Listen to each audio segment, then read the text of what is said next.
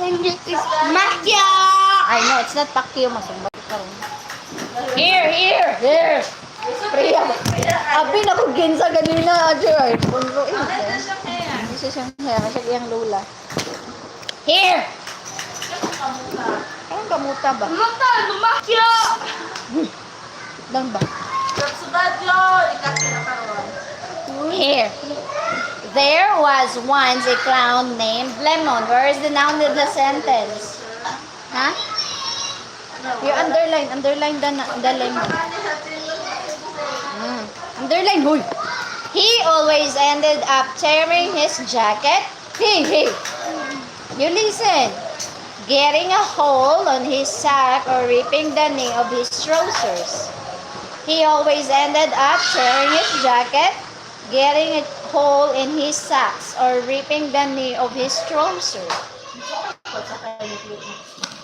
Where is the noun in the sentence? He? Noun? Follow teacher. Noun is a name of place. Ito di karon. Is a name of place. Lemon ka karon. Noun is a name of place. No. Place. Place.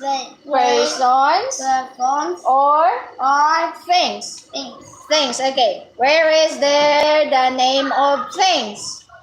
Tearing his jacket. Getting a hole in his sack. Lemon na. The name of his trousers. Okay. The most important they arrive. It's the most important they arrive. Here. Everyone in the town prepared a party for him. Where's the noun? It's him. Then Lemon. Write appropriate noun in the box to complete the sentence. Here.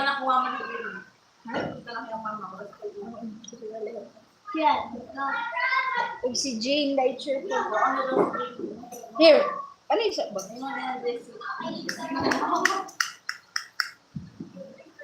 Here. Write appropriate nouns and the blank to complete the sentences. Lemon wore. Unsa yang gi-wore? Lemon. X is lemon. X is lemon. Lemon?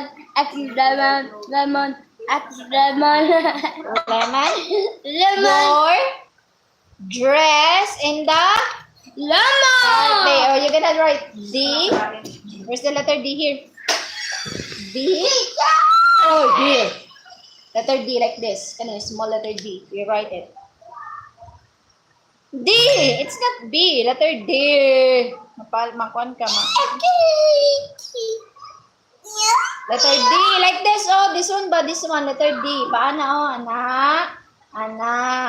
Dayon. R. Letter R. This one. Kani. Copy the letter R. Hello guys, good afternoon.